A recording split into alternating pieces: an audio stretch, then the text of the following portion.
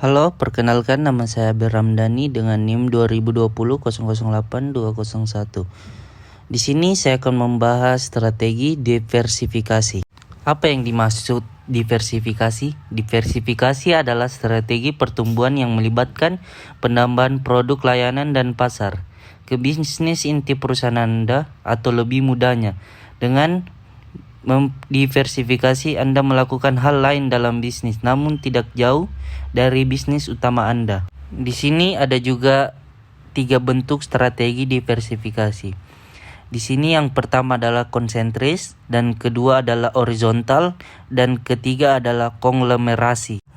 Di sini saya akan membahas strategi diversifikasi konsentris, atau bisa disebut concentric diversification strategy, yaitu dijalankan dengan menambah produk baru yang masih terkait dengan produk yang ada saat ini, keterkaitan dalam hal kesamaan teknologi, pemanfaatan fasilitas bersama, ataupun jaringan pemasaran yang sama. Pedoman keberhasilan strategi diversifikasi konsentris adalah: yang pertama, bersaing dalam industri yang tidak atau rendah pertumbuhannya. Yang kedua, adanya produk baru yang terkait dengan produk yang ada saat ini dapat menaikkan penjualan produk yang ada. Yang ketiga, produk baru ditawarkan pada harga yang kompetitif. Yang keempat, produk yang ada saat ini berada pada tahap penurunan dalam daur hidup produk. Yang terakhir, memiliki tim manajemen yang kuat. Yang contohnya di sini, kelompok usaha Kompas Gramedia masuk ke bisnis penerbitan, atau Elex Media Komputindo. Di sini juga Tuk Buku Gramedia dan Pentiaran, atau bisa disebut Radio Sonora dan TV 7.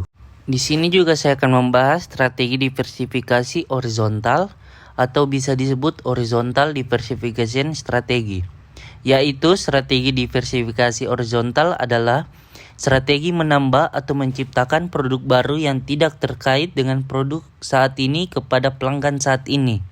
Dasarnya adalah bahwa perusahaan sudah sangat familiar dengan pelanggan saat ini, dan pelanggan saat ini sangat loyal dengan merek atau brand perusahaan.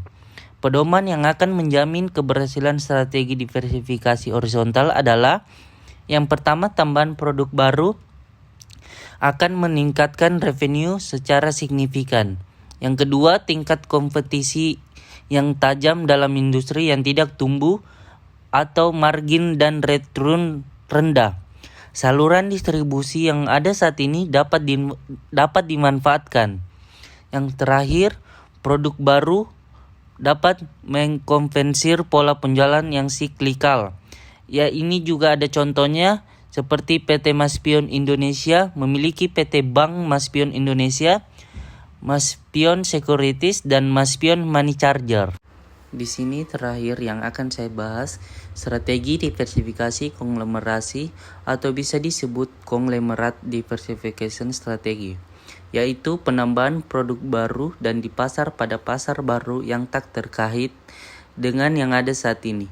Ide dasar strategi ini terutama pertimbangan profit. Untuk menjamin strategi diversifikasi konglomerasi efektif, ada beberapa pedoman yang perlu diikuti, yakni: yang pertama, terjadi penurunan penjualan dan profit. Yang kedua, kemampuan manajerial dan modal untuk berkompetisi dalam industri baru. Yang ketiga, tercipta sinergi finansial antara perusahaan yang diakuisisi dengan yang mengakuisisi. Yang keempat, pasar bagi produk saat ini sudah jenuh. Yang kelima, ada peluang untuk membeli atau memperoleh bisnis baru yang tak terkait yang memiliki peluang investasi yang menarik. Di sini yang terakhir, jika ada tindakan antitrust atau bisnis yang terkonsentrasi pada bisnis tunggal. Dan di sini juga contohnya seperti PT Maspion Indonesia memiliki PT Bank Maspion Indonesia dan Maspion Securities dan Maspion Money Charger. Sekian presentasi dari saya. Jika bila ada salah kata, mohon dimaafkan. Wassalamualaikum warahmatullahi wabarakatuh.